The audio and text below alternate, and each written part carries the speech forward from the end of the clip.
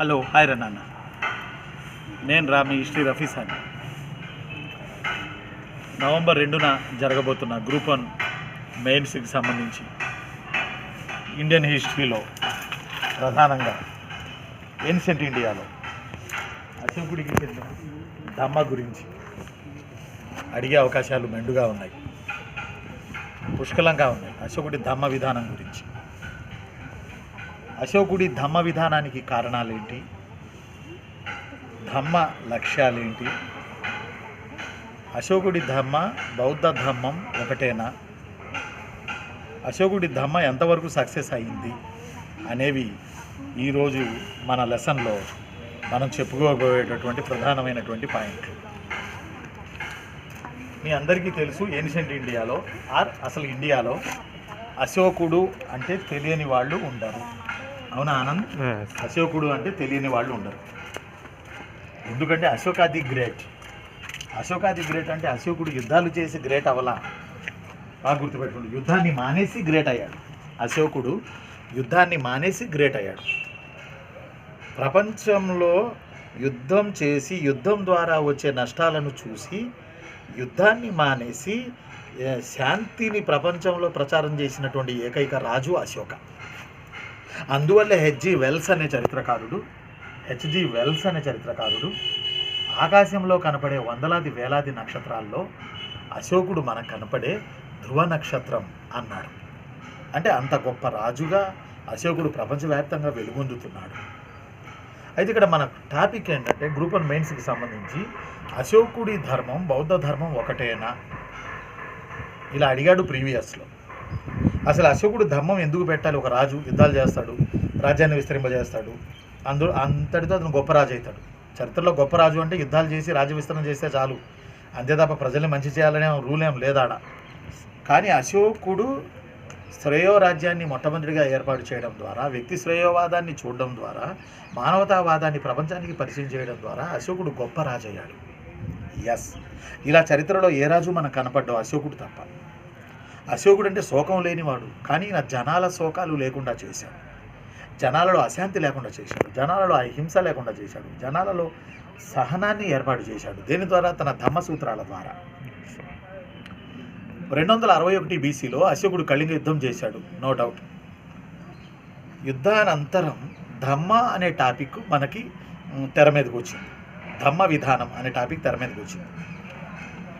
అశోకుడు ధమ్మను ప్రవేశపెట్టడానికి ప్రధాన కారణం, రకరకాల కారణాల్లో ముందు తన మనసుని సాటిస్ఫై చేసుకోవడం, ప్రజలను ఒక ఐకమత్యం ద్వారా సమానత్వంతో సహోదర భావంతో బతికేటట్లు చూడడం. ఇది అశోకుడి ధమ్మ కీలకం. అశోకుడి ధమ్మ అసలు ఎందుకు ప్రవేశపెట్టాడు? కారణాలు టకా ఇప్పుడు 2-3 మాటల్లో మనం చెప్పుకుందాం. అశోకుడి ధమ్మకు కారణాలు ఏంటి? నెంబర్ 1, అశోకుడి రాజ్యంలో భిన్న జాతుల వాళ్ళు ఉన్నారు, భిన్న మతాల వాళ్ళు ఉన్నారు, భిన్న సంప్రదాయాల వాళ్ళు ఉన్నారు, భిన్న ప్రాంతాల వాళ్ళు ఉన్నారు. వీళ్ళందరూ ఒక పాలన కిందకు రావాలంటే తాను ఏదో ఒకటి చేయాలి. ఆ చేసేది ఏదో మంచిదై ఉండాలి, అది కలకాలం ప్రజలకు ఉపయోగపడాలి. వాళ్ళందరూ ఒక తాడు కిందకు వచ్చి, వాళ్ళందరూ ఒక థ్రెడ్ కిందకు రావాలి, ఒక గొడుగు కిందకు రావాలి. అప్పుడు తను అనుకున్న సూత్రాలను ప్రజల్లో అప్లై చేసి మంచి పరిపాలన అందించవచ్చు. అందువల్ల వీళ్ళందరినీ ఏకం చేయడానికి అశోకుడు సహజరీత్యా తనకున్నటువంటి ఉత్సాహం రీత్యా ఇలాంటి ధమ్మ అనే నూతన పాలసీని తేవడానికి ప్రయత్నం చేశాడు. నెంబర్ 1 అంటే భిన్న జాతులు, భిన్న కులాలు. ఎందుకంటే రెండోది, అశోకుడి రాజ్య విస్తరణ చాలా లాంగ్ ఉంది. చోళచేర పాండ్య రాజ్యాలు తప్ప శ్రీలంక వరకు, ఇంచుమించు ఉత్తరాన కాశ్మీర్ వరకు, ఇటేమో గుజరాత్ వరకు, ఇటు చూస్తేనేమో కర్ణాటక శ్రావణ బెల్గోళ వరకు అశోకుడి రాజ్యం విస్తరణ జరిగి ఉంది. 100% విస్తరణ జరిగింది అశోకుడి రాజ్యం. ఇలా విస్తరణ జరిగి ఉన్న అశోకుడి రాజ్యంలో ఇంత పెద్ద రాజ్యాన్ని, ఆ రోజుల్లో కమ్యూనికేషన్ స్కిల్స్ లేని ఆ కాలంలో, సమాచార సంబంధాలు ట్రాన్స్పోర్ట్ లేని తక్కువగా ఉన్న ఆ కాలంలో ప్రజలందరినీ ఏకట్టగా ఉంచాలంటే ఖచ్చితంగా ఏదో ఒక బలమైన శక్తి ఉండాలి, ఒక చోదక శక్తి ఉండాలి, ఒక ఐడియాలజీ ఉండాలి. ఆ ఐడియాలజీ ధమ్మ. ఇందుకోసం అశోకుడు ప్రజలందరినీ కట్టిపడేయడానికి, శాంతియుత సహజీవనం గడపడానికి, విస్తృత రాజ్య విస్తరణ దృష్ట్యా అశోకుడు ధమ్మ విధానాన్ని ప్రవేశపెట్టాడు. ఇది 2వ కారణంగా చెప్తారు. 3వ కారణం, అశోకుడు రాజ్యానికి వచ్చే నాటికే బౌద్ధం ఉంది, జైనం ఉంది. ఆనంద, అశోకుడు రాజ్యానికి వచ్చే నాటికే బౌద్ధ మతం ఉంది, జైన మతం ఉంది, అజీవక శాఖలని అనేక ఉన్నాయి. బౌద్ధంలో 2-3 డిపార్ట్మెంట్లు ఉన్నాయి. జైనంలో శ్వేతాంబర దిగంబర ఉన్నాయి. బౌద్ధంలో బహుశ్రుతీయ అని చెప్పి ఇది మహాసాంఘిక అని, స్థవిరవాద అని, ధైర్యవాద అని, భద్రణీయ అని ఇలా రకరకాల సెక్ట్స్ ఉన్నాయి. ఇవేవి అప్పుడున్న ప్రజలను మతపరంగా బతకడానికి సాటిస్ఫై ఏర్పాటు చేయలేదు. మతం అంటే ఏంటి? జీవన విధానం. జీవన విధానం కాకుండా మూఢనమ్మకాలతో ఉంటే మతం ఎట్లా అవుతుంది? మతం అవ్వదు కదా. పైగా ఇందులో అర్థం కాని మంత్రాలు, తంత్రాలు, పూజలు, తిరునాళ్ళు, ఐకాన్స్, పూజా విధానం ఇవన్నీ ప్రజలు ఒక అయోమయమై దిక్కుతోచని మత పరిస్థితులలో ఉన్నప్పుడు ఈ పక్కన పెట్టండి, మీరు ప్రశాంతంగా బతుకుదురు కానీ రండి, నేను చెప్పినట్టు వినండి, నా సూత్రాలు పాటించండి అన్నాడు అశోకుడు. అందువల్ల అశోకుడి కాలంలో ఉన్న వివిధ మతాలలో ఉన్నటువంటి అర్థం కాని తికమకల విధానాల వల్ల దీన్ని గమనించిన అశోకుడు తాను మతాలకి వ్యతిరేకం కాకుండా ఆ మతాలలో ఉన్న మంచిని తీసుకుని మానవత్వాన్ని అద్ది సహోదరత్వం, సమానత్వతను పెట్టి ధమ్మను ప్రజల్లో పెడితే వాళ్ళందరూ ఏకట్టా ఉండి తన రాజ్యంలో మంచిగా బతుకుతారు, తన పరిపాలన సులువవుతుందని అశోకుడు భావించాడు. అందువల్ల అశోకుడు ధమ్మాన్ని ప్రవేశపెట్టాడు. 4వది, ఇందాక మీకు చెప్పాను, ప్రజలందరి ఐకమత్యం కొరకు తన మాట వినేటట్లు చేసుకోవడానికి, తన మాట అంటే మంచి పరిపాలన వినేటట్లు చేసుకోవడానికి అశోకుడు ధమ్మ విధానాన్ని ప్రవేశపెట్టాడు. ఆ తర్వాత ఇంకోటి ఏంటంటే ఆనంద్, లా అండ్ ఆర్డర్. ఒక పెద్ద రాజ్యం ఉన్నప్పుడు లా అండ్ ఆర్డర్ అనేది లా అండ్ ఆర్డర్ అనేది చాలా కష్టమవుతుంది. ఒక పెద్ద రాజ్యం ఉన్నప్పుడు లా అండ్ ఆర్డర్ కష్టమైనప్పుడు పోలీసింగ్ ద్వారా ప్రజల్ని కంట్రోల్ చేయలేము.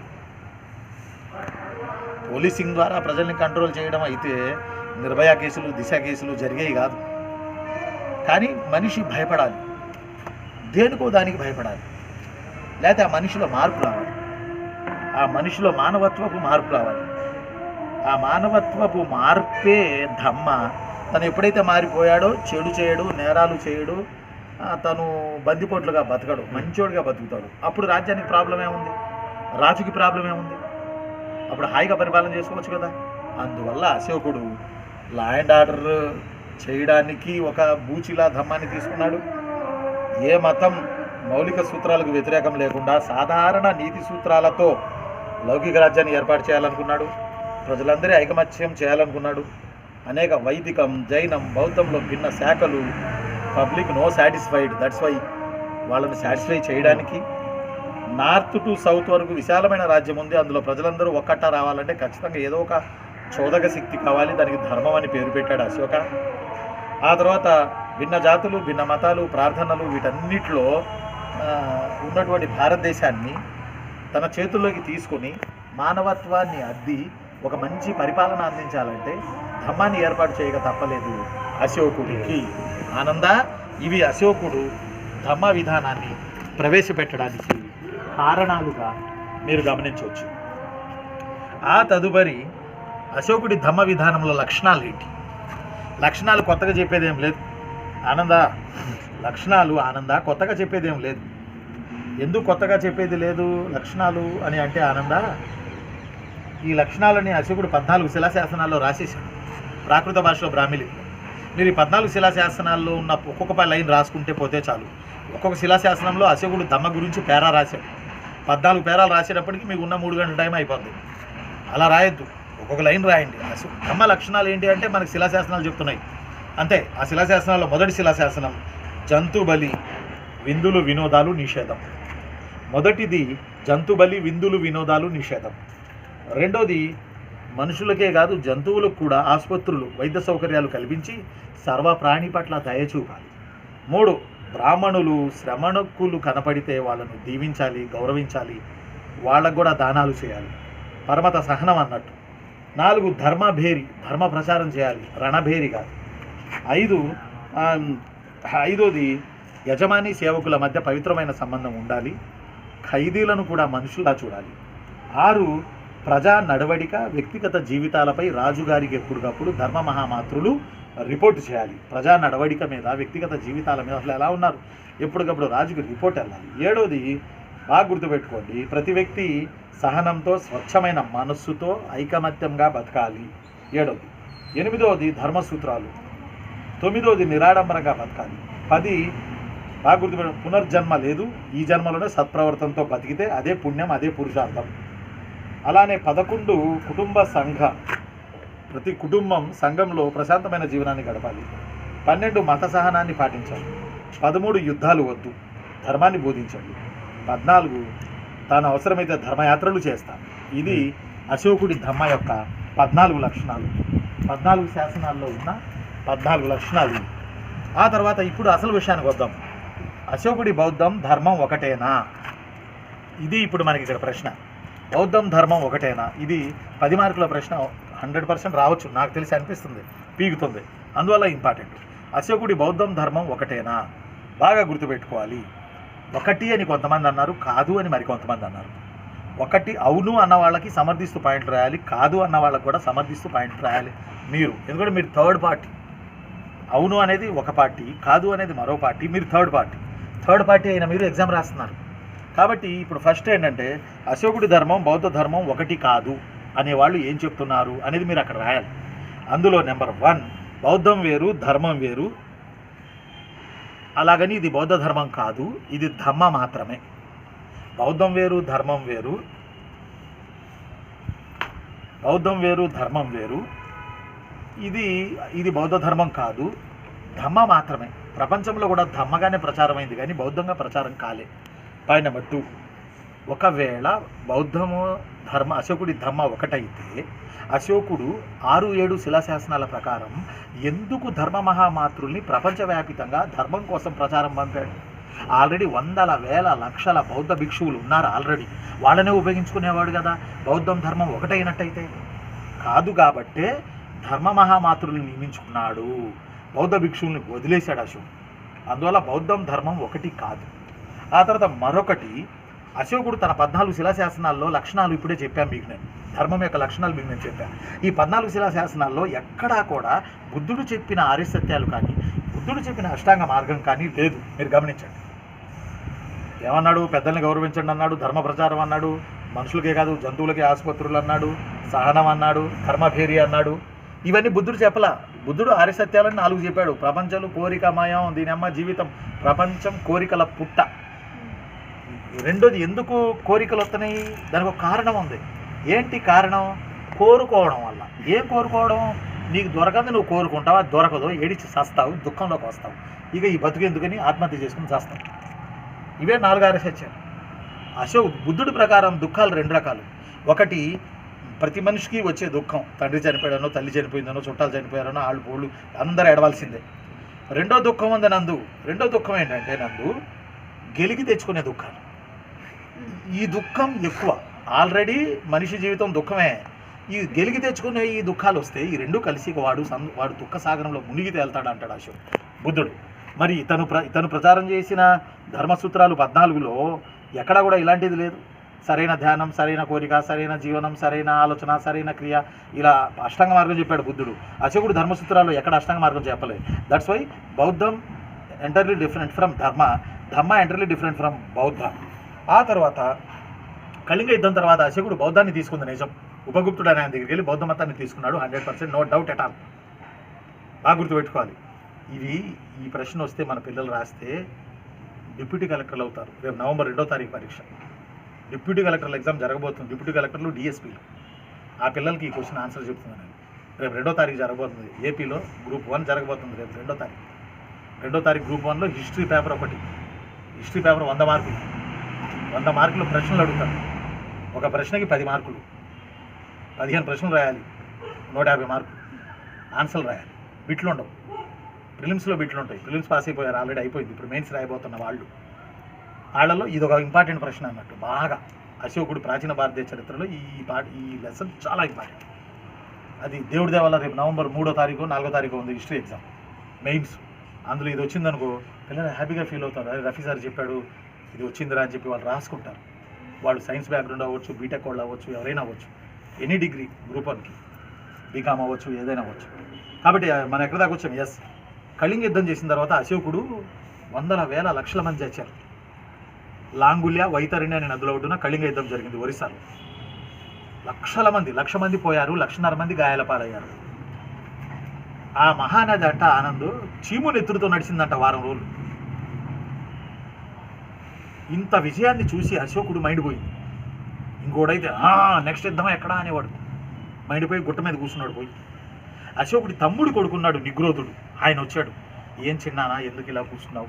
రాజు కదా నువ్వు, ఇట్లా కూర్చుంటేట వెస్ట్రన్ పార్ట్లో గ్రీకులు దండయాత్ర చేసి వస్తున్నారు, వాళ్ళని కంట్రోల్ చేయాలిగా, నువ్వు రాజు ఇలా కూర్చుంటే. ఒరే నా మైండ్ పోయిందిరా, ఈ జనాలను చూసి, ఈ రక్తాన్ని చూసి, ఈ చీముని చూసి, ఈ నెత్తుడిని చూసి, చనిపోయిన వాళ్ళ భార్యలు నన్ను పెట్టిన శాపనార్థాలు చూసి నా వల్ల కాదురా, నేను ఇక పరిపాలించనురా, నన్ను వదిలేయండిరా, ఈ దేశం నా వల్ల కాదురా అన్నాడు అశోక. నిగ్రోధుడు అన్నాడు, అన్నయ్య కొడుకు చిన్నానా, ఇది పద్ధతి కాదు, నువ్వు రాజు ఉండాల్సిందే, నువ్వు లేకపోతే ఎవడుంటాడు, గ్రీకులు ఆక్రమించుకుంటారు ఇండియాని, నో నువ్వు రా. ఇప్పుడు నీకేమవుతుంది, ఎగిసి పడుతుందిరా, మనసు కంట్రోల్ కావట్లేదు, ఏడుపు వస్తుందిరా నాకు, ఇంతమంది ఉసురు పోసుకున్నాను నేను, నాకు రాజు వద్దు, ఏమొద్దు, నేను రాను అన్నాడు. అశోక చిన్నానా అది కాదు రా, తీసుకెళ్ళి నువ్వు ఫీల్ అవుతున్నావుగా, బౌద్ధ మతం ఉందిగా, అందులో అహింస ఉందిగా, నీకు అక్కడ మేము బౌద్ధాన్ని ఇప్పిస్తుందా, అందులో ఏంటి, అహింసో పరమో ధర్మ, నీ వలే నీ పొరుగువాడిని ప్రేమించు అని చెప్తారు వాళ్ళు. ఇది విను, హింస చేసావుగా, ఇప్పుడు అహింసను తీసుకో, చల్లబడతావు. అలా అశోకుడిని చల్లబరిచారు బౌద్ధ మతాన్ని ఇచ్చి. ఆ తర్వాత అశోకుడు ఏం చేశాడు, బౌద్ధం ద్వారా కళింగ యుద్ధం తర్వాత అశోకుడు చల్లబడింది నిజమే, ఆ తరువాత ప్రపంచవ్యాప్తంగా బౌద్ధాన్ని ప్రచారం చేస్తే తను బౌద్ధ మత రాజు అయిపోతాడు, క్రెడిట్ మొత్తం బుద్ధుడికి వెళ్తుంది, అశోకుడికి రాదు. అందువల్ల అశోకుడు తీసుకుందే బౌద్ధమే ఆనంద, కానీ తాను ప్రచారం చేసింది మాత్రం ధర్మం బౌద్ధం కాదు. ఇది కత్తి పాయింట్, మీరు రాయాలరా చిన్నులు, రేపు డిప్యూటీ కలెక్టర్లు అవుతారా మీరు, రాయాలరా. ఈ రఫీసాన్ని మర్చిపోకండి, డిప్యూటీ కలెక్టర్లు అయితే గుర్తుపెట్టుకోండి, అర్థమైందా మీకు. తొలుత తాను సెల్ఫ్గా సాటిస్ఫై అవ్వడానికి బౌద్ధాన్ని తీసుకున్నాడు, ఆఫ్టర్ దట్ ప్రచారం చేయాల్సి వచ్చినప్పుడు బౌద్ధాన్ని మూలంగా తీసుకుని ధర్మాన్ని ప్రచారం చేశాడు. లేకపోతే తాను ఆర్య సత్యాల్ని ప్రచారం చేసి ఉండేవాడు, అష్టాంగ మార్గాన్ని ప్రదర్శించి ఉండేవాడు, కానీ ఈ రెండూ లేవే. అందువల్ల అశోకుడి ధర్మం బౌద్ధ ధర్మం ఎంటైర్లీ డిఫరెంట్ అని నేను మీకు 100% చెప్పగలను. ఆ తర్వాత అశోకుడి ధర్మంలో ఆనంద, ఒక 2 నిమిషాలు, అశోకుడి ధర్మంలో బ్రాహ్మణులు కనపడ్డా, అజీవకులు కనపడ్డా, శ్రమణకులు కనపడ్డా, వాళ్ళకు కూడా గౌరవమైన స్థానం ఉంటుంది అశోకుడి ధర్మంలో. వాళ్ళని కూడా అశోకుడు ఆదరిస్తాడు, ఆశీస్సులు ఇస్తాడు, వాళ్ళ మంచిగా చూస్తాడు అశోకుడు. బౌద్ధంలో శ్రమణకులకి, బ్రాహ్మణులకి, అజీవకులకి స్థానం లేదు, బౌద్ధానికి మాత్రమే స్థానం. కాబట్టి it's entirely lot of difference between Ashoka ధర్మ అండ్ బౌద్ధ ధర్మ. ఆ తర్వాత ఇంకొకటి బాగా గుర్తుపెట్టుకోండి, అశోకుడి బౌద్ధ మత సూత్రాలు పాటించకపోయినా బుద్ధుడేమనలా, మీ ఇష్టం అబ్బా, పాటిస్తే సంతోషంగా ఉంటారు, లేకపోతారు. అశోకుడు ఏం చేశాడు, ధర్మాన్ని పాటించండి, పాటించలేదు అనుకోండి మిమ్మల్ని శిక్షిస్తా అని అక్కడక్కడ అశోకుడు కొంచెం కఠినంగానే వ్యవహరించాడు ధర్మాన్ని ప్రచారం చేస్తూ. ఇప్పుడే సెంటర్ ఉంటుంది ఒక ఊరు, ఆ సెంటర్లో వెళ్తా ఉంటారు నలుగురు, నీ అని ఒకటి తన్నబోతాడు ఒకడు. అప్పుడు ఈ ధర్మమహామాత్రుడు ఏం చేస్తారంటే మఫ్టీలో తిరుగుతూ ఉంటారు వీళ్ళు వచ్చి అమ్మ అన్నవాడిని చేతిలో పట్టుకుని పక్కకి తీసుకెళ్తారు, తీసుకెళ్ళి క్లాస్ పీకుతారు. ఇక ఇది పద్ధత, ఇది మంచిదా, ఏం మాట్లాడుతున్నావు నువ్వు, ఇలా క్లాస్ పీకి వాడి మైండ్ని ఏం చేస్తారు, నందు శుద్ధి చేస్తారు. అప్పుడు వాడు మంచోడైపోతాడు. అదే నేను ఇందాక మీకు పోలీసులు ఎంత లా అండ్ ఆర్డర్ కంట్రోల్ చేసినా ఇంకా నేరాలు జరుగుతున్నాయంటే కారణం ఏంటి, ప్రజల్లో భయం లేదు. అదే దేవుడు ఉన్నాడు, ధర్మం ఉంది అని ప్రచారం చేశాడు అనుకోండి, భయపడతారు. ఇప్పటికీ మానవ జాతి కంటిన్యూ అవుతుందంటే ఒకరినొకరు చంపుకోకుండా కారణం దేవుడు ఉన్నాడన్న ఫీలింగ్. ఆ దేవుడికి అశోకుడు పెట్టిన పేరు ధర్మం, బాగా గుర్తుపెట్టుకోవాలి. అందువల్ల అశోకుడి ధర్మంలో రకరకాల మతస్థులకు కూడా స్థానం ఉంది, బట్ బౌద్ధ ధర్మంలో వివిధ మతస్థులకు స్థానం లేదు, బుద్ధిజానికి తప్ప. ఆ తర్వాత అశోకుడి ధర్మం కొంతమంది గట్టిగా పాటించమని చెప్పాడు, కొంతమంది వదిలేశాడు. బౌద్ధ ధర్మం వాలంటీర్, పాటించవచ్చు పాటించకపోవచ్చు. ఆ తర్వాత అశోకుడి ధర్మంలో అహింస ఉంది. నందు లాస్ట్ పాయింట్, అశోకుడి ధర్మంలో అహింస ఉంది. అసలు అహింస బుద్ధుడి సూత్రం కదా, అహింస ఉంది. బౌద్ధంలో కూడా అహింస ఉంది. అయితే బౌద్ధంలో అహింస ఏంటంటే అసలు ఎవ్వరికీ నష్టం కలగజేయకూడదు, చరాచర జగత్తులో ఒక సూక్ష్మజీవిని కూడా, చీమను కూడా చంపొద్దు బౌద్ధ ధర్మం. అయితే అశోకుడి ధర్మంలో కొన్ని సమయాలలో జంతువులను చంపొచ్చు, తినొచ్చు అని కూడా ఉంది శాసనాల్లో. కానీ బౌద్ధంలో అలా లేదు, ఖచ్చితమైన అహింస. బట్ అశోకుడి ధర్మంలో ఏం చెప్పాడంటే కొన్ని జంతువులను కొన్ని ప్రత్యేక రోజులలో చంపొచ్చు అని చెప్పాడు అశోకుడు. అందువల్ల అశోకుడు ఇండియాలో ప్రచారం చేసింది కానీ, ప్రపంచంలో ప్రచారం చేసింది కానీ ధర్మమే తప్ప బౌద్ధం కాదు. ఐఎమ్ రైట్, నేను మిస్టర్ ఆఫీసర్ని 100%. అయితే మరి బౌద్ధం ధర్మం ఒకటే అనే బ్యాచింగ్ ఉంటుంది, వాళ్ళు 2 కారణాలు చూపిస్తారు, ఒకటి అహింస, 2 పునర్జన్మ. బౌద్ధం ధర్మం ఒకటే అని చెప్పేవాళ్ళు, ఎందుకంటే బుద్ధుడు అహింస, అశోకుడు కళింగ యుద్ధం తర్వాత నందు తీసుకుంది బౌద్ధ మతం, నో డౌట్. ఆ బౌద్ధ మతంలోది అహింసే. అశోకుడి ధర్మానికి మూలం అహింసే. అందువల్ల బౌద్ధాన్ని అశోకుడు కాపీ కొట్టాడు. కాబట్టి బౌద్ధం ధర్మం ఒకటే. రెండోది, అశోకుడు పునర్జన్మ నమ్మల, పునర్జన్మ లేదు అన్నాడు. ఈ జన్మలో 10 మందికి ఉపయోగపడి హాయిగా బతకండి అన్నాడు అశోక. బట్ బుద్ధుడు కూడా పునర్జన్మ లేదు, ఈ జన్మలో మీరు బాగా బతకండి అన్నాడు బుద్ధుడు. వర్ణ వ్యవస్థ లేదు అన్నాడు అశోక, బుద్ధుడు కూడా వర్ణ వ్యవస్థ లేదు అన్నాడు. ఇప్పుడు తమ్ముడికి ఎవరైనా బాణం వేశారనుకో, బాణం తగిలి తమ్ముడికి బ్లడ్ వస్తుందనుకో, ఈ బాణం వేసినోడు బ్రాహ్మణుడా, క్షత్రియుడా, వైశ్యుడా, శూద్రుడా అని చూస్తారా? ఫస్ట్ ఆ తమ్ముడిని ఆసుపత్రికి తీసుకెళ్తారా అని అడిగాడు బుద్ధుడు. కాబట్టి పునర్జన్మ విషయంలో, వర్ణ వ్యవస్థ విషయంలో, అహింస అనే థియరీ విషయంలో బౌద్ధంలో ధర్మంలో తేడా లేదు, రెండు ఒకటే. కారణం ఏంటంటే అశోకుడు బౌద్ధ మతాన్ని తీసుకోవడం, 9 నెలల పాటు బౌద్ధ భిక్షువులతో అశోకుడు వేషం వేసుకుని, బుద్ధుడు వేషం వేసుకుని తిరిగాడు అశోకుడు. అందువల్ల ఒక పెళ్ళాం వదిలేసి వెళ్ళిపోయింది అశోకుడిని. ఆరో భార్య వదిలేసింది బుద్ధుడిని, అశోకుడిని. నీ దుంపదగా నువ్వు మొన్నే చేసుకున్నావు, కళింగితం చేసావు, ఈ ధర్మం తీసుకున్నావు, బుద్ధుడు వేషం వేసి తిరుగుతున్నావు, మరి సంసారం ఎట్లా? నేను ఉండను అని చెప్పి వదిలేసి అశోకుడికి 3వ పెళ్ళాన్ని పుట్టిన కొడుకును లవ్ చేస్తే ఒకరోజు అతను బలత్కారం చేయబోయాడని చెప్పి ఏదో జరిగింది సంథింగ్, భర్త కంప్లైంట్ ఇస్తే అశోకుడు కోపం వచ్చి ఆ కొడుకు కళ్ళు పీకిచ్చాడు. తర్వాత తెలిసింది కొన్నాళ్ళకి అశోకుడికి నా భార్యదే తప్పు, నా కొడుకు మంచోడు అని. ఆ దిగులతో చచ్చిపోయాడు అశోకుడు. అంటే ఇక్కడ చూడండి, అశోకుడు కొన్ని నెలల పాటు బౌద్ధ మతంలో ఉన్నాడు. అలానే రాజులకి చెప్పాడు బౌద్ధాన్ని ప్రచారం చేయండి అని, ధర్మ మహామాత్రులకి చెప్పలేదు. అలానే తన కుటుంబాన్ని బౌద్ధంలోకి తీసుకురావడానికి ప్రయత్నం చేశాడు అశోక. అందువల్ల బౌద్ధం ధర్మం ఒకటే అనేవాళ్ళు కొంతమంది ఉన్నారు, కాదు అనేవాళ్ళు మరికొంతమంది ఉన్నారు. అయితే మరి ఈ ఆన్సర్కి ముగింపు దగ్గరికి వస్తే అశోకుడి బౌద్ధ ధర్మం ఏమైనా సక్సెస్ అయిందా, ఫెయిల్ అయిందా? ఫెయిల్ అయింది, సక్సెస్ కాల. అలాగని ఇప్పుడు నేను చెప్పినట్టు మీరు రాయకండి, మధ్యస్థంగా రాయాలి. ఎందుకు ఫెయిల్ అయింది? ధర్మం ధర్మం ధర్మం అని చెప్పుకుంటుంటే అశోకుడు బోర్డర్లో గ్రీకులు వచ్చి వెస్ట్రన్ పార్ట్ మొత్తం ఆక్రమించేశారు. వాళ్ళు వచ్చి అశోకుడికి చెప్పారు, అశోక నువ్వు ధర్మం అంటున్నావు, యుద్ధం వద్దు అంటున్నావు, అహింస అంటున్నావు, నీ దుంపదేగా ఈ ధర్మం గ్రీకులకు అవసరం లేదు కదా, వాళ్ళు కాశ్మీర్ని, కాందహార్ని, పంజాబ్ని, సింధుని ఆక్రమించారు, ఇప్పుడు మమ్మల్ని ఏం చేయమంటావు అశోక? వాళ్ళ చేతుల్లో కూడా ధర్మగ్రంథం పెట్టండి రా అంటాడు. ధర్మగ్రంథం వాళ్ళకెందుకు అశోక? ఇలా భారతదేశం బోర్డర్ పరంగా క్షీణించింది ధర్మం వల్ల. అశోకుడు మౌర్య సామ్రాజ్య క్షీణతకు కారణమా అని రోమిలా తాపర్ ఓ బుక్ రాశారు. అందులో కారణాలు ఇదొకటి. రెండోది, ఎవడి జీవనం వాడిదబ్బా, వాళ్ళందరినీ ఐకమత్యం అంటావు ఒక మతంలో తీసుకో, ఎవడొస్తాడు ఎవడు రాడు, మతం అనేది పర్సనల్, ఎవడు రాడు, ఎవడి లైఫ్ వాడిదే. బయటకు వచ్చి ఇడ్లీలు తింటారు, బయటకు వచ్చి సాంబార్ తాగుతారు, కానీ మతం అని వచ్చినప్పుడు ఎవడు దాడే. నువ్వు వాడిని బలవంతంగా దీంట్లో రమ్మని అనడం తప్పు. మధ్యయుగాల్లో కూడా అక్బర్ దీని ఇలాహి అలాగే పెట్టుకొచ్చాడు, అది ఫ్లాప్ అయింది. అక్బర్ దీని ఇలాహి అది కూడా ఫ్లాప్ అయింది, అశోకుడి దమ్మ కూడా ఫ్లాప్ అయింది. ఆ తర్వాత ఏంటంటే బౌద్ధులకి, ధర్మ మహామాతృలకి అశోకుడు విపరీతమైన ఇంపార్టెన్స్ ఇవ్వడం వల్ల బ్రాహ్మణుల్లో కోపం వచ్చింది. అంతకుముందు బ్రాహ్మణులు యజ్ఞాలు, యాగాదులు, కర్మకాండలు, క్రతువులు, నా స్వామి రంగ ఆర్యుల పీరియడ్లో చంపారు. బ్రాహ్మణులు జనాల్ని చంపారంటే యజ్ఞాలు, యాగాలు చేసి దుమ్ము లేపారు అసలు. మరి అశోకుడు వచ్చి వాళ్ళందరినీ కట్ చేసి ధర్మం అంటాడు, బౌద్ధం అంటాడు, వాళ్ళకి మండింది. వాళ్ళు ఏం చేస్తారు, అశోకుడి దగ్గరికి వచ్చారు బ్రాహ్మణులు. ఇప్పుడు ఒకప్పుడు యజ్ఞం చేశాడు రాజు, మేము కొత్త ఉప్పు, పప్పు, బెల్లం తీసుకుని బతికేవాళ్ళం, ఇంటికి తీసుకెళ్ళి ఇళ్ళకి తీసుకెళ్ళి బతికేవాళ్ళం. ఇప్పుడు యజ్ఞాలు లేవు, నువ్వేం చూస్తే బౌద్ధం అంటావు, ధర్మం అంటావు, మాకే మైండిపోతుంది, బౌద్ధం ఒకటా ధర్మం ఒకటా అని.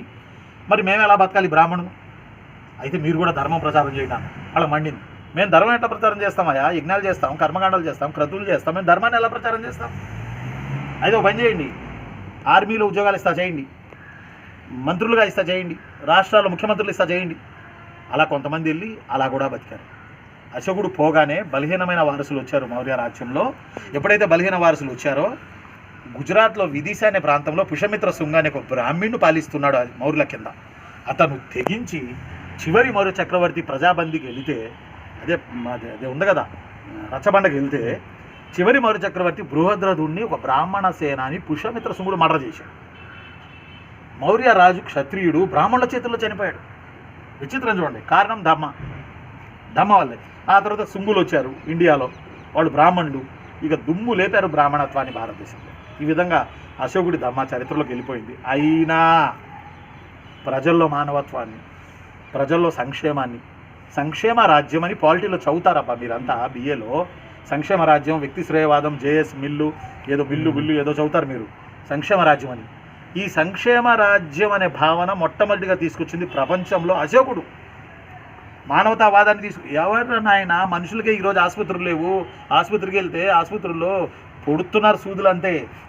మరి అలాంటిది జంతువులకు కూడా ఆసుపత్రులు కట్టించాడు అశోకుడు. ఇది ఒకసారి బిట్ వచ్చింది, ప్రాచీన భారతదేశంలో ఆ జంతువులకి ఆసుపత్రులు కట్టించింది ఎవరైనా అడిగాడు. అశోకుడు, కనిష్కుడు, చంద్రగుప్త మౌర్యుడు, గౌతమిపుత్ర శాతకర్ణి ఇలా అడిగాడు. అందువల్ల ఆ హ్యుమానిటీ, ఆ మానవత్వం, ఆ ప్రజల్లో ఉన్న సంక్షేమ రాజ్య భావన, ఆ సహోదరత్వం ఆ రోజు ఆయన పెట్టబట్టి ఈరోజు కూడా మన ఇండియా కలిసి ఉంది, సంతోషంగా ఉంది. వాడు ఏ మతం అని చూడం, మనం అందరం 29 రాష్ట్రాలు, 29 భాషల వాళ్ళు ఉన్నారు, 29 కల్చర్ వాళ్ళు ఉన్నారు. ఫర్ ఎగ్జాంపుల్ తెలంగాణలో ఉన్న సంస్కృతి ఆంధ్రాలో కనబడదు, ఆంధ్రాలో సంస్కృతి తెలంగాణలో కనబడదు, పండగల విషయంలోనే ఆ ఒక్క పండగల్లో తీసుకుంటే. మరి అలాంటిది 29 రాష్ట్రాలు ఉన్న మనం కలిసి ఉంటున్నామంటే ఈరోజు దీనికి మొదటి స్టాంపు అశోకుడు వేశాడు.